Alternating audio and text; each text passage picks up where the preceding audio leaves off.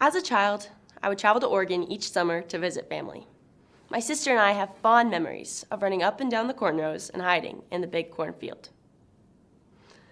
My great-grandfather worked hard to produce a crop each year.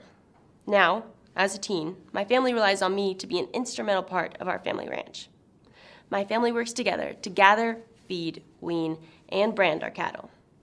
I learned early on that raising cattle in New Mexico is not an easy task, and farmers and ranchers only make up 1.3% of the United States population.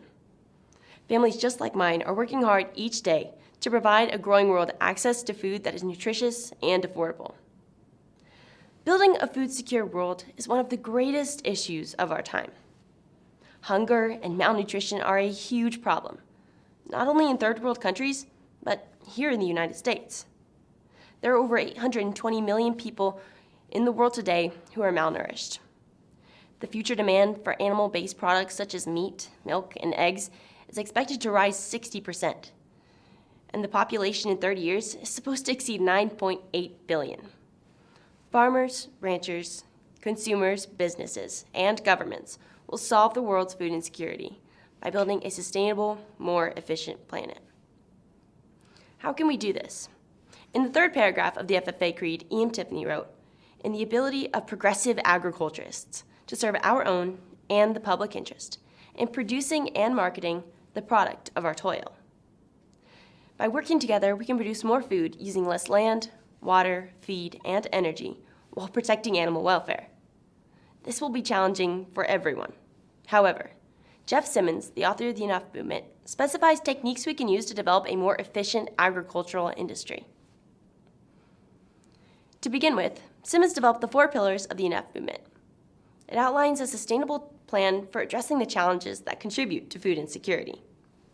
The 4 pillars include innovation, choice, access, and nutrition, and this creates the acronym I CAN.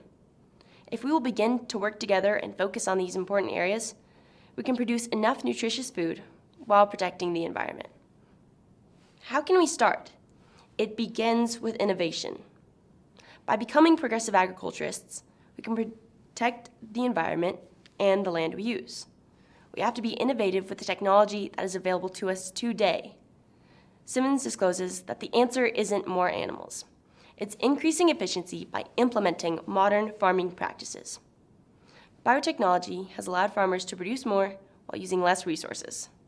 Due to technology, in the last 50 years, farmers have been able to increase outputs by 250% while still using the same amount of inputs. By genetically engineering plants, this allows farmers to grow a crop with a higher yield that is nutritionally safe and environmentally friendly. My family is using modern ranching practices to increase the efficiency of our cattle herd. We use solar power to pump water, antibiotics to prevent diseases, and an ultrasound to check for pregnancy. These practices have allowed us to be better stewards of the land while increasing the production of our cattle herd. By using innovative practices, we produce more with less and feed families in New Mexico, the United States, and around the world.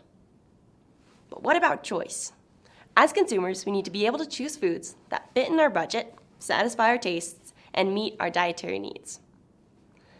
According to the article On the Farm, people in America spend 10% of their salary on food. Farmers and ranchers are able to produce nutritious, affordable food because producers are given the choice on how to operate their farms. This choice includes giving vaccines to prevent diseases or choosing to plant GMOs to maximize productivity.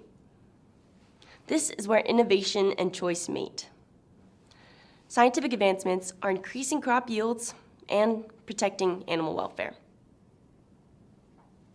Why is access to nutritious food important? There are people around the world, and here in the United States, that don't have access to healthy food. These places are referred to as food deserts. Robbins, the publisher of Food Revolution Network, comments that these places are convenience stores and fast food restaurants that sell highly processed foods with excessive levels of sugar, oil, salt, and artificial ingredients. With little or no access to healthy food, people are more prone to having health issues. One way we can attack this problem is having community gardens or food banks in our local communities to provide a source of healthy food. To combat this problem, it takes education, economic changes, and community members working together. Have you or a loved one suffered from hunger? It's more common than we think.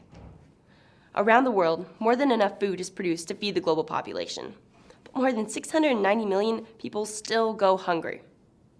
Having adequate nutrition is important to our physical and mental health. Simmons notes that when children's diets are supplemented with meat and milk, learning and resulting test scores improve. While living on a cattle ranch in Hope, New Mexico, I have learned to be a good steward of the land while producing safe, nutritious protein.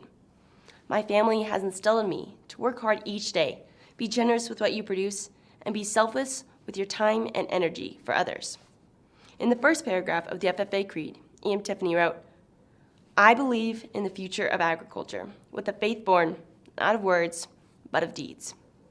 I know that through hard work, we can make a difference in the lives of others by creating a food-secure world." Thank you.